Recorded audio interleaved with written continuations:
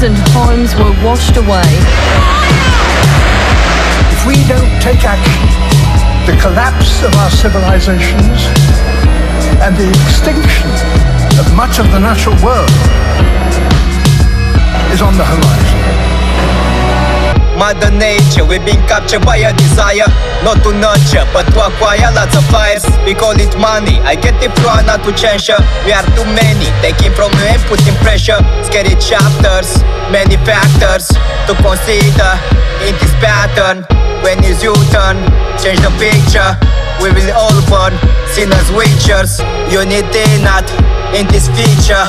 We are closing that door to future. Cutting your trees like a butcher.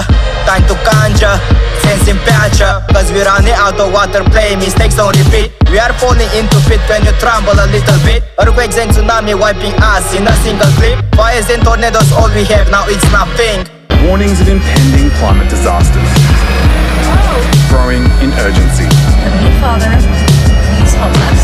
Landmark report on climate change and its impacts. A 1,600-page report painting a dire picture if nothing is done.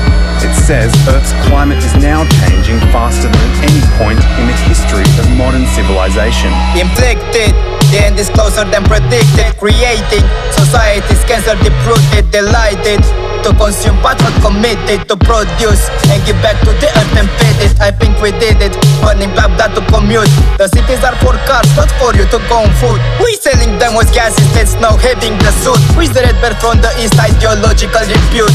Environment is crying, acid rains upon the poor. Some of the richest people are wanting more and more. A species with a language, they corrupted in the core. Wasting life on wars, not investing in the cure. Ecosystems are dying, what's remaining are the poor. Self-esteem is flying when you eat up on the floor. Having a kid to grow, of course not. Why I should throw another life to witness the destructions in the row.